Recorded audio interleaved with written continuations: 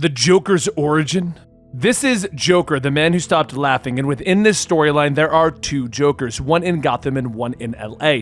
After battling the LA superhero Manhunter, the Joker from LA finally teamed up with Killer Moth to leave, while the Joker in Gotham has been trying to recover from a bullet wound to the head and his injuries sustained while battling the Red Hood. In the middle of this, Red Hood finally got to shoot and kill the Joker, but that was a third Joker, which was really Clayface. Today we're going to be covering Joker, the man who stopped laughing 9 and 10, where we possibly are going to get the origins of the second Joker. This is Comicstorian. I make audio dramas of comic books so you know what to add to your collection, and let's get into this. Beneath the streets of Gotham, Killer Croc pokes his head out of the water, demanding that the fake Joker come out of hiding so that they can end this. "I'm right here, Waylon!" Joker cackles. Croc looking up to see the Joker sitting on a beam, sparking live electrical wires curling around him. He leans down into Croc's face, unafraid, as the massive monster rears out of the water. "Before you put me out of my misery, will you grant a poor clown his dying wish?" Joker asks. Croc grunts with laughter, asking the Joker, "What do you want?" First, the Joker questions why Croc would hurt Grundy, as it's obvious that the undead creature isn't all there mentally. "Why do you care? Is he your friend now?" Croc grunts, but he does explain that Grundy was getting closer to the Croc's turf. Meanwhile, 240 miles away from Gotham, Joker steps out of a gas station with his arms loaded with candy and soft drinks as he walks up to Killer Moth, who's gassing up their car. "You get my coffee?" Joker shakes his head as the building explodes behind him. "Come on, man, again?" Moth shouts as they get back in the car, speeding away. He glances in the back seat where Joker's henchmen are still rotting. "Can we please dump the dead guy? He's starting to smell," Moth says, but they both scream in shock as the henchman suddenly sits up. "Where are we?" Back over in the sewers, that version of the Joker gets to his second request. "Before you called me an imposter, you implied that I'm not the real Joker. I want you to take it back," Joker tells Croc, who pauses for a moment before breaking into laughter. "Ha! You're funnier than the real guy." But Croc shrugs, explaining to the Joker that no one really cares which is the real Joker. One will kill the other, and then all will go back to normal. "The real one will be whichever one of you survives your little war, and that ain't gonna be you," Croc snarls as he launches forward, but Joker throws the live wire into the water, shocking Croc and knocking him out. "This may come as a surprise, but I'm tougher than I look," Joker says, walking out of the sewer. Meanwhile, on the west side of Gotham, the armored truck carrying Jason Todd is suddenly hit. Both police escort bikes are taken out by wires on the road, with the police cruisers being hit by spike strips, sending them crashing to the side. Finally, a sniper round rips through one of the tires, sending the armored car rolling out of control. Elsewhere, in Chinatown, Albert Wesker sits with Scarface in a theater watching an old film. "Excuse me? Is the seat taken?" Joker asks as he sits down next to them. Wesker grabs a hold of Scarface and the gangster pulls a gun on the clown. "You made a big mistake coming out here, fake clown. Now you gonna die," Scarface shouts, and Joker looks at the puppet with a smile. "I don't think so, fake person, because if you shoot me, my friend will rip your friend's head off," Joker says, motioning to Grundy, who is sitting quietly eating his popcorn. Joker then puts his feet up, explaining to Wesker and Scarface that Joker needs an army, and that they're going to help him. Meanwhile, at the armored car crash, the two Gotham SWAT members struggle to their feet, readying their weapons, when suddenly a voice calls out to them from the outside. "This is the Gotham Fire Department. Anyone alive in there? We're coming in. If you can hear me, move away from the door," the voice shouts, and the cops don't believe it, readying their weapons. But Jason is up, elbowing one cop in the back, knocking their weapon to the ground before grabbing the other and strangling them until they pass out. Suddenly, the door creaks open, and Jason looks up to see Rose Wilson standing over him. "Hiya, lover boy. I hope I'm not interrupting," she says, quickly breaking Jason's cuffs and getting to his feet. "I have a nice spot nearby where you can lay low," she tells him, but Jason shakes his head as he collects the cops' weapons. "Sounds nice, but I got work to do." Later, the Joker and Grundy head to the warehouse by the docks, where they bang on the door until Wesker and Scarface finally open up. "Did you get word out that I'm looking for soldiers?" Joker says as he pushes past them. "Of course we did," Scarface snaps, and Wesker looks embarrassed. Everyone who answered the call is right over here. Joker steps through, not impressed with the lineup. What the crap is this? He demands, whirling on Scarface. You asked me to put your name on the street to see who wanted to work with you. This is it. Sighing, Joker shrugs. I believe it was the great Kermit the Frog who said, you go to war with the army you have. I'm going to fight and win, and with that in mind, it is time.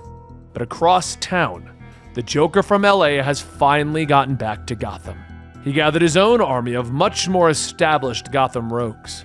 He cackles as he turns to those gathered at him. We're going to find the man who claims to be me, and we're going to kill him. But over in Gotham, Old Town, Black Mask looks down at the beaten and bloody cop, demanding to know why the henchmen have begun to disappear in the city. The cop coughs up some more of his own blood, explaining that they don't know where any of the henchmen are either. Suddenly, the two goons that Black Mask does have begin to giggle, and the cops begin to laugh. Black Mask looks up in fear as the green gas begins to leak into the room, and suddenly a voice calls out over the intercom system. Attention, ladies and gentlemen, this is your captain speaking.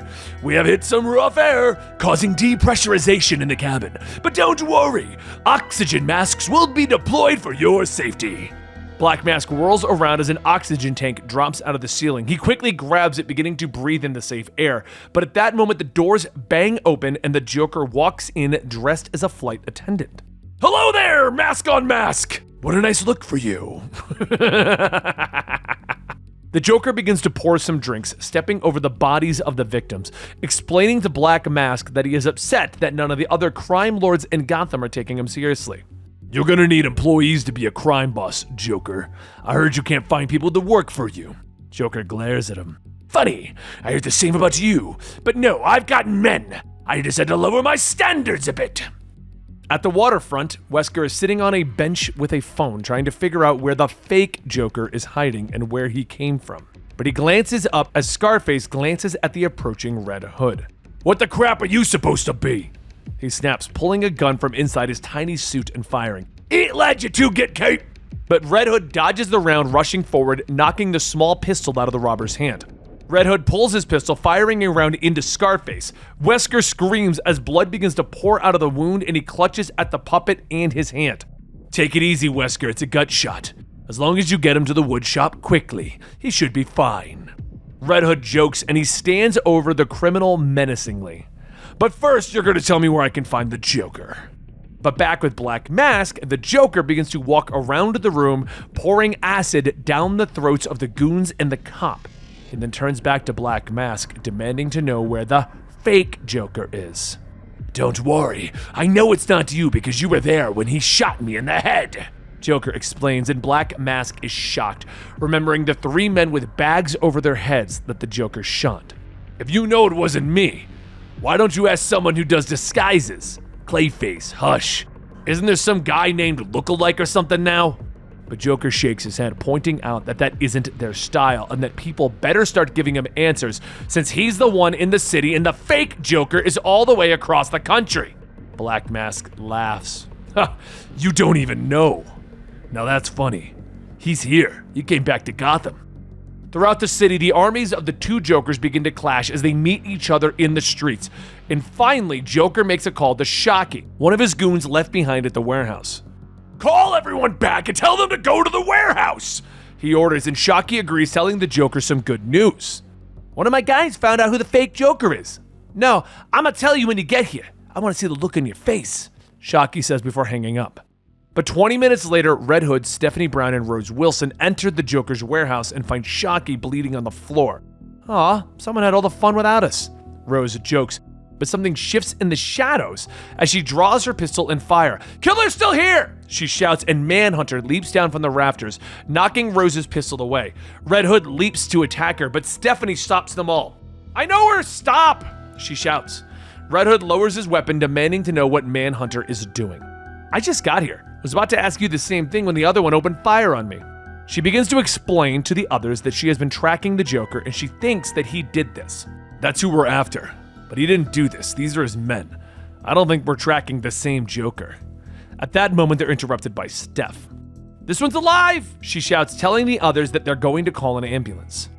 A little while later, the ambulance arrives at Gotham Central. Shockey is rushed to surgery, where the doctors are shocked that he is even alive after the abuse his body has taken. Suddenly, the sounds of gunshots reach the OR as the doors suddenly kick open and Joker walks in waving a gun. "Hello, everybody! Don't worry, I won't be long!" He aims the pistol at the doctor, explaining that he needs to ask Shockey one thing, and he leans over the body of his henchman. "You said you found something. Where did the imposter come from? Who is he?"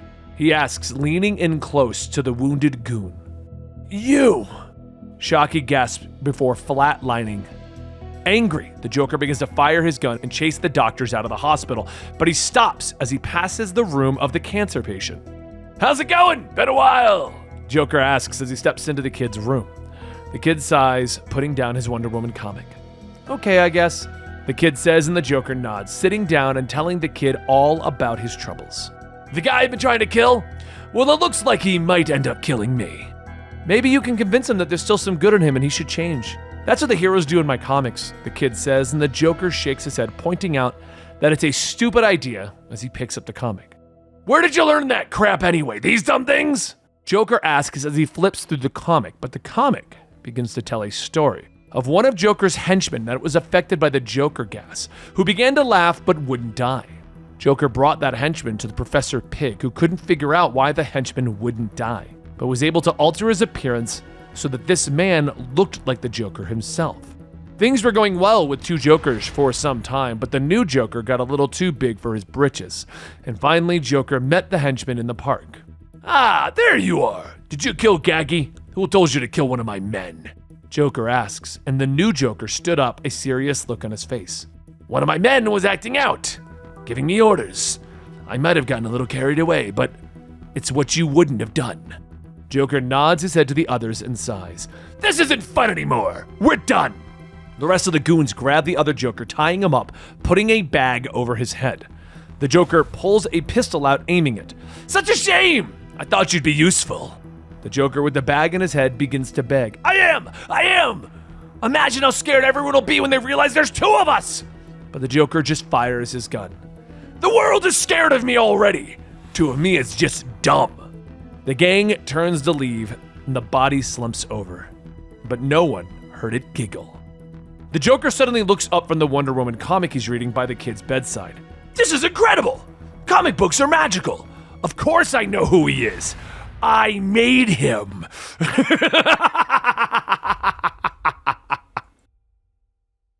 The story of Joker, the Man Who Stopped Laughing, has one more episode to come out in 2 more issues, issue 11 and 12.